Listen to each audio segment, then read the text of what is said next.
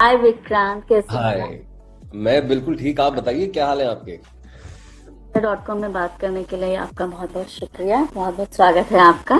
Thank you. आपका बहुत बहुत शुक्रिया वक्त निकाल के हमसे बात करने के लिए। Z5 पे आपकी फिल्म रिलीज हो रही है, लव हॉस्टल, जी। कुछ ही दिनों में। कुछ बताएंगे दर्शकों को उसके बारे में? ये जो फिल्म है इसका टाइटल है लव हॉस्टल।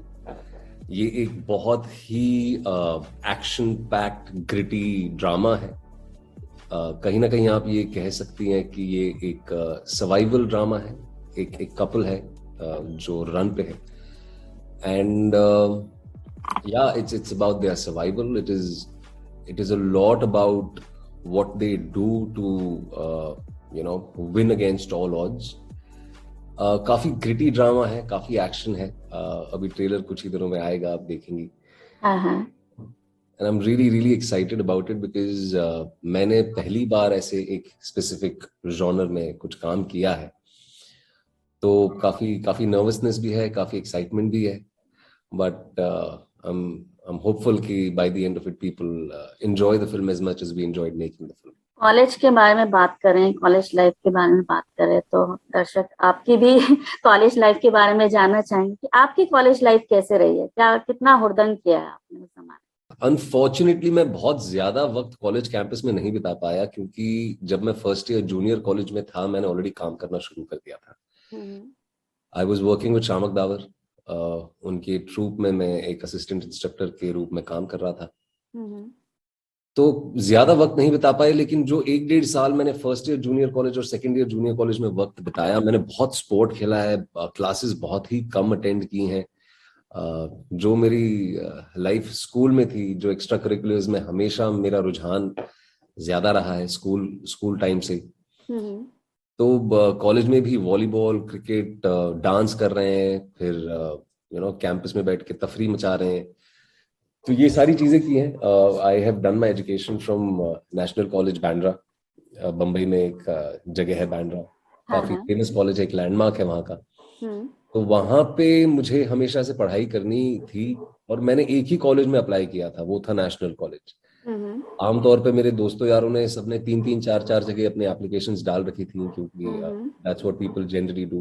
हम्म। पर पता नहीं किस कॉन्फिडेंस के साथ मैंने सिर्फ उसी कॉलेज में किया था, कोई बैकअप प्लान भी नहीं था मेरा। क्योंकि मैं जब भी बचपन में अपनी मम्मी के साथ एक 200 नंबर की बस होती है और एक 222 नंबर की बस होती है जो उसी कॉलेज से पार करके जाती है, तो जब हाँ भी मैं हाँ। अपनी मासी के यहाँ जाता था हाँ हाँ। वो कॉलेज पार करके जाता था। And I was in school, तो मैं हमेशा वहां पे देखता था कि अच्छे अच्छे कपड़े पहन के लोग वहां खड़े हुए हैं बाहर। फैशन भी चल रहा है काफी, काफी रंग हाँ बिरंगा हाँ। माहौल है। तो मैं बड़ा इंटाइस्ड हो चुका था ऑलरेडी उस चीज से कि मुझे इसी कॉलेज में आना है। तो एंड दैट आपने कभी उस फैशन ट्रेंड को उस वक्त में फॉलो करने की कोशिश की, या इसको लेकर कभी कोशिश मदर से डांट पड़ी? कोशिश बहुत की, लेकिन मिजरेबली फेल भी हुए। क्योंकि अभी जब खुद बैठ के अपनी कॉलेज के वक्त की पिक्चर्स देखते हैं तो काफी शर्म आ जाती है, खुद को ही देख के एम्बैरेसमेंट सी हो जाती है। कोशिश फैशन की सारी बहुत की थी। वो जो एंटी फिट्स पैंट्स थी वो लटक रही है आपके पैरों के नीचे, आपने लूज लूज कपड़े पहने हुए हैं, काफी काफी उस वक्त आई थिंक इन्फ्लुएंस था उन चीजों का। रैप कल्चर का, पॉप कल्चर का काफी इन्फ्लुएंस था। तो वो सारी चीजें करने की कोशिश की थी। अपने ही घर पे बैठ के कुछ टी शर्टों को काट के सिलवा के आपको लगता था कि आप फैशन कर रहे हैं। But now that you look back in retrospect, it was a very miserable attempt.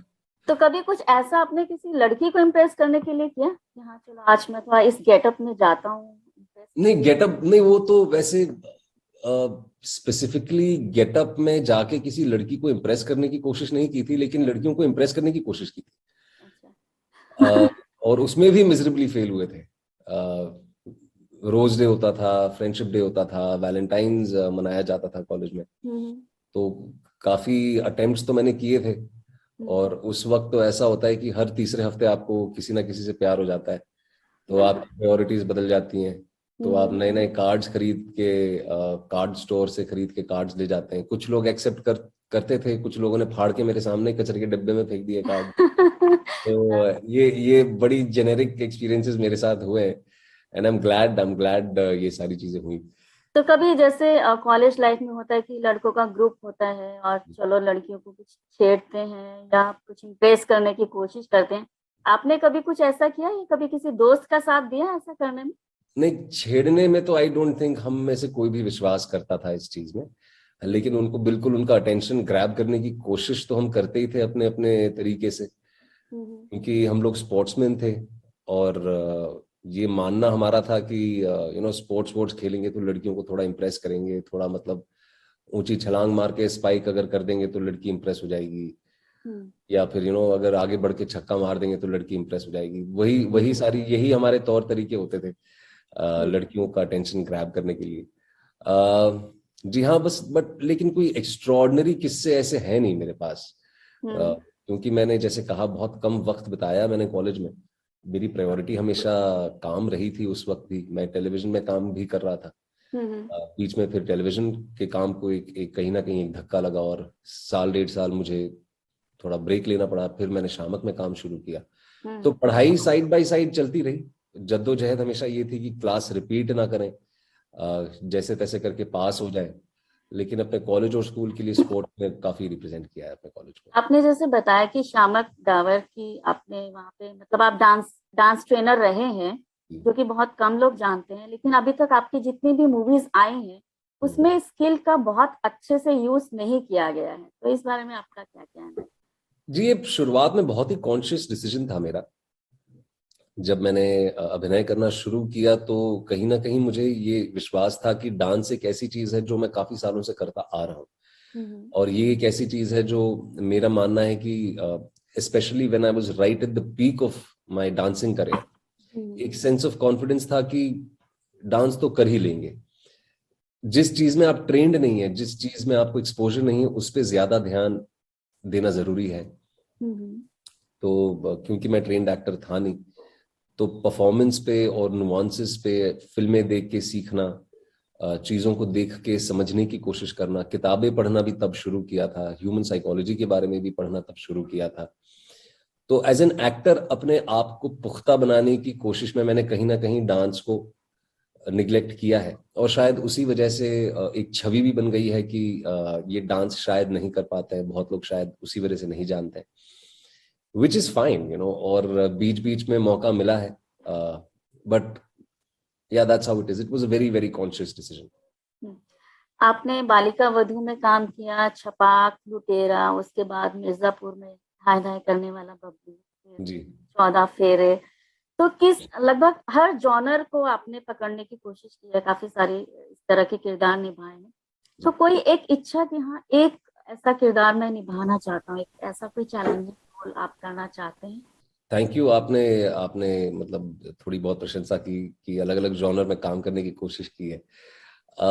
वो भी एक बहुत ही कॉन्शियस डिसीजन रहा है कि अपने आप को लिमिट ना करूं, अपने आप को कहीं ना कहीं चैलेंजेस प्रेजेंट करना मुझे पसंद है। कंप्लेसेंसी से मुझे बेहद नफरत है। तो ऑलमोस्ट कहीं ना कहीं, और गिनती के वही 8 या 9 जॉनर्स हैं, घूम फिर के आपको उन्हीं के बीच में बैलेंस आउट करना होता है।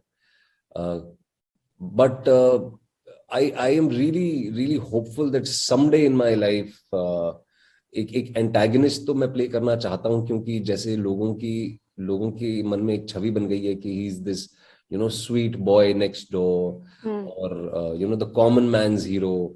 तो उसको भी कहीं ना कहीं मैं थोड़ा ट्रांसेंड करके एक एक अलग डिमेंशन अपने अपने अपनी पर्सनालिटी का, अपनी पॉसिबिलिटीज का प्रेजेंट करना चाहता हूँ। तो एंटागनिस्ट प्ले करने की बहुत इच्छा है। And completely the opposite of what I am saying right now, लगान जो फिल्म थी, हाँ। और जिसमें आमिर खान साहब ने भुवन का कैरेक्टर निभाया था, वो एक बहुत ही स्ट्रॉन्ग इम्प्रिंट छोड़ चुका है मुझ पे। तो मैं उम्मीद करता हूं कि कभी जिंदगी में दोबारा लगान तो कभी बन नहीं सकती, लेकिन अगर वैसा कुछ अगर मिले प्ले करने के लिए, which is so high on emotions, which is so high on adrenaline, on drama, on thrill, वो एक इनक्रेडिबल स्क्रिप्ट थी वो।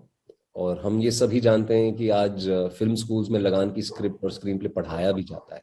तो yeah I would love to play Bhuvan from Lagaan someday. शांत और गंभीर चेहरे वाला ये इंसान, ये अभिनेता, ये एक्टर असल जिंदगी में कैसा है? ये अच्छा है कि ये छवि है कि शांत और गंभीर है, ऐसा मैं बिल्कुल नहीं हूँ। एंड कहीं ना कहीं एक पब्लिक परसेप्शन बनाने में कामयाब रहा हूं मैं, तो ये काफी अच्छी चीज है। लेकिन I am just like any other guy, मैं सिर्फ शांत और सिर्फ गंभीर नहीं हूँ। There are a lot of facets to my personality like most people. आमतौर पे जब कोई एक नई स्पेस में मैं होता हूँ या जब नए लोगों से मिलता हूँ, तो मुझे थोड़ा वक्त लगता है अपने आप को ओपन अप करने में, अपनी बातें सामने रखने में, या सारी चीजों के बारे में डिस्कस करने में। तो शायद उस वजह से मैं काफी ठहराव या शांत स्वभाव का लगता हूँ सबको। But I am like anyone else, I don't know, मतलब काफी तफरी भी करते हैं, काफी मस्ती भी करते हैं, कहीं ना कहीं अपने आप को अपनी हरकतों की वजह से एम्बैरेसिंग सिचुएशंस में भी डाल देते हैं। तो I think I I have a gamete of everything inside me. Vikrant, अब आप उन एक्टर्स की लिस्ट में शुमार हो चुके हैं जिनको देख के कहा जाता है कि अच्छा ये है तो फिल्म बहुत अच्छी होगी। वैसे ही अब आप है कि अच्छा विक्रांत है तो मतलब ये फिल्म देखनी चाहिए, जरूर तो कुछ हटकर होगा, कुछ खास होगा। तो इस बारे में आपका क्या कहना है? Thank you so much. सबसे पहले I really really thank you for saying this thing. क्योंकि जब जिंदगी में अभिनय की शुरुआत की थी, तो यही सपना था कि लोग जब देखे तो एक सेंस ऑफ क्रेडिबिलिटी हो, एक विश्वास हो लोगों को कि आपके 2 घंटे वाकई जो आप निकाल के मेरी फिल्म देखना चाहेंगे वो वाकई वर्थवाइल होंगे।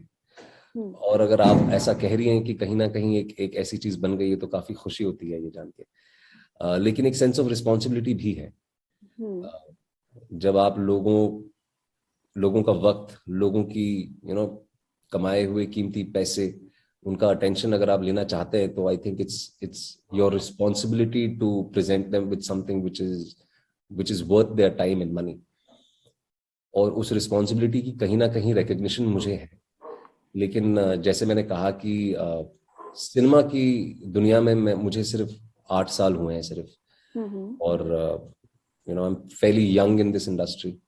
बहुत कुछ करना बाकी है, बहुत कुछ सीखना बाकी है, और लोगों से बहुत सारी बातें करना चाहता हूँ। तो बस उम्मीद ये है कि ये एक एक्सपेक्टेशंस जो हैं वो रहें, कायम रहें, because these are things that really push you to better yourself as an actor, better yourself as a person.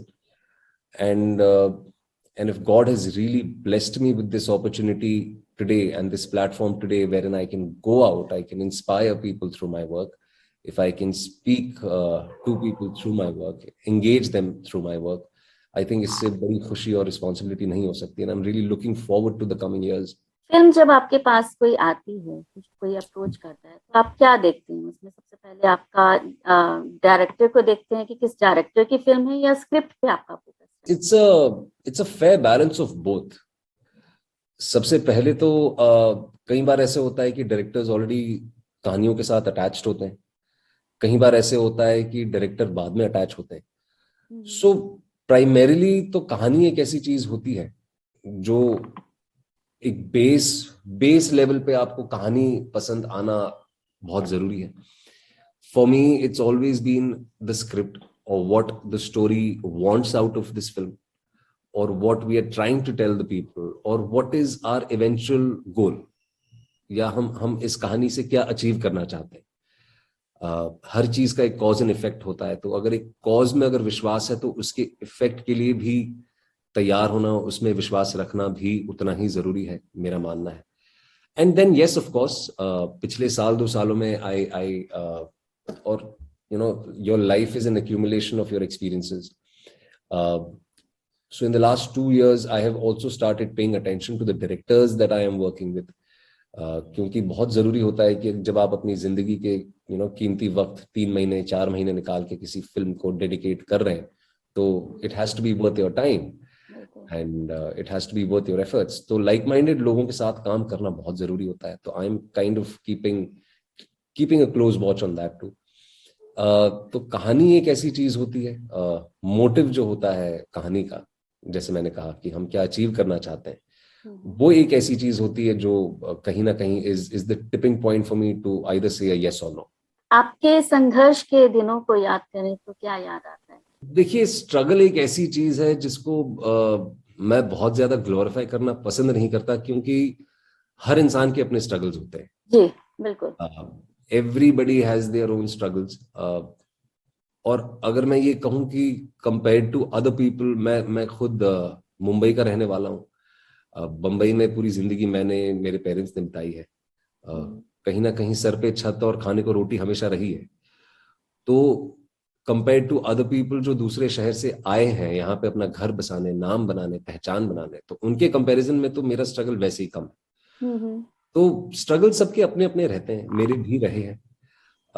जब अगर मैं पीछे मुड़ के देखता हूँ कि मेरे स्ट्रगल्स कैसे रहे और आज मैं कहाँ हूँ, तो बस खुशी होती है। There is a sense of gratefulness. I am really really thankful and grateful.